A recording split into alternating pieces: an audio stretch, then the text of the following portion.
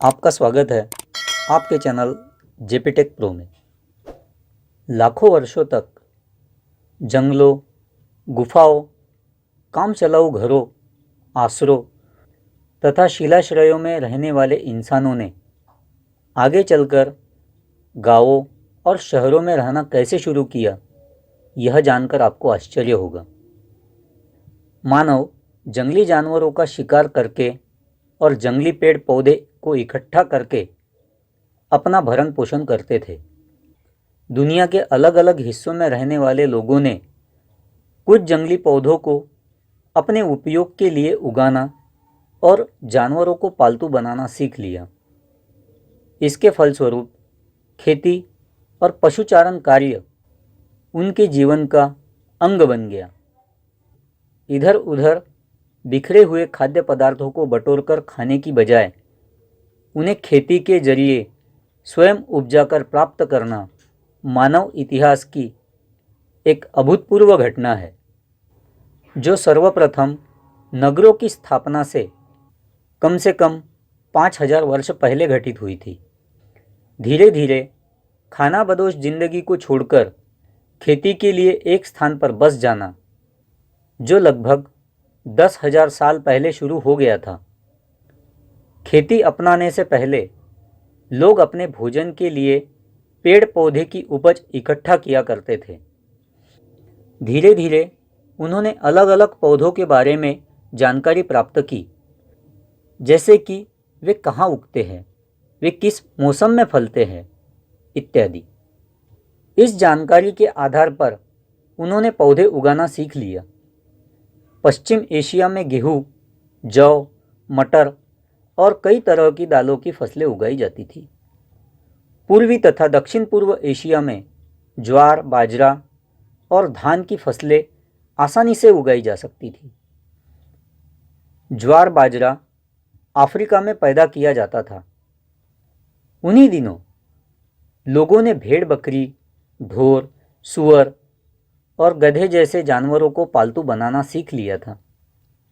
पौधे से निकलने वाले रेशों जैसे रुई तथा पटसन और पशुओं पर उगने वाले रेशों जैसे ऊन आदि से कपड़े बुने जाने लगे थे। कुछ समय बाद, आज से लगभग 5000 साल पहले, ढोरों और गधे जैसे पालतू जानवरों को हलों तथा गाड़ियों में जोता जाने लगा। इन घटनाक्रमों के फलस्वरूप और भी अनेक परिवर्तन हुए। जब लोग फसलें उगाने लगे तो उन्हें एक ही स्थान पर तब तक रहना पड़ता था जब तक कि उनकी उगाई फसल पक न जाए।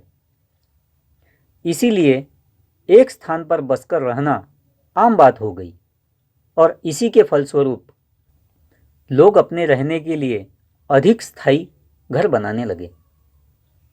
इसी बीच कुछ जन समुदायों ने मिट्टी के बर्तन बनाना भी सीख लिया था। अनाज और अन्य उपज इकट्ठी करने के लिए और नए उगाए गए अनाजों से तरह तरह के भोजन बनाने के लिए इन बर्तनों का इस्तेमाल किया जाने लगा। खाद्य पदार्थों को अधिक स्वादिष्ट और सुपाच्य बनाने के लिए भोजन बनाने की प्रक्रिया पर अधिक ध्यान दिया जाने लगा। साथ ही पत्थर के औजार बनाने के तरीकों में भी बदलाव आया।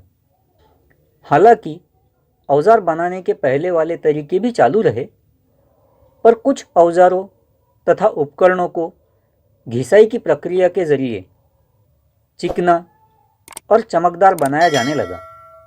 अनेक नए उपकरण बनाए गए, जैसे कि अनाज की पिसाई और सफाई करने के लिए ओखली व मुसल, और पत्थर की कुल्हाड़ी, कसिया और फावड़ा, जिनसे जुताई के लिए भूमि साफ की जाती थी और बीज बोने के लिए खुदाई की जाती थी। कुछ इलाकों में लोग तांबा और टीन जैसी धातुओं के खनिजों का उपयोग करना सीख गए। कभी कभी तांबे के खनिजों को इकट्ठा करके उनके खास नीले, हरे रंग की वजह से उनका इस्तेमाल किया जाता था। इससे आगे चलकर धातुओं से गहने और औजार बनाने का रास्ता खुल गया। दूरस्थ स्थानों और समुद्र से उत्पन्न होने वाली कुछ अन्य प्रकार की चीज़ों के बारे में भी जानकारी बढ़ती जा रही थी। ये चीज़ें थी लकड़ी, पत्थर, हीरे जवाहरात, धातुएं, सीपियाँ और ज्वालामुखी का पक्का जमा हुआ लावा। लोग इन चीज़ों और इनके बारे में अपनी जानकारी के साथ एक स्थान से दूसरे स्थान पर जाते रहते थे और उनका प्रसार करते रहते थे। इस प्रकार व्यापार में वृद्धि होती गई, गांवों और कस्बों का विकास होता गया और लोगों का आवागमन बढ़ता गया, जिसके फलस्वरूप पुराने छोटे छोटे जन समुदायों के स्थान पर छोटे छोटे राज्य विकसित हो गए। ये परिवर्तन बहुत धीमी गति से हुए और इस प्रक्रिया में कई हजार वर्ष लग गए। लेकिन जब शहर स्थापित हो गए और उनका विकास होने लगा तो इन परिवर्तनों की रफ्तार भी तेज हो गई। इसके अलावा इन परिवर्तनों के दूरगामी परिणाम निकले। लोगों के जीवन में संभवतः इतना परिवर्तन आ गया था कि उन्हें पहचानना मुश्किल हो गया था। इनके अलावा और कई प्रकार के प्रारंभिक समाज थे, जैसे किसान समुदाय, पशुचारक यानी ग्वाले लोग, शिकारी संग्राहक समुदाय और नगरवासी लोग। इसी तरह के और भी वीडियोस देखने के लिए हमारे चैनल को सब्सक्राइब ज़रूर करें।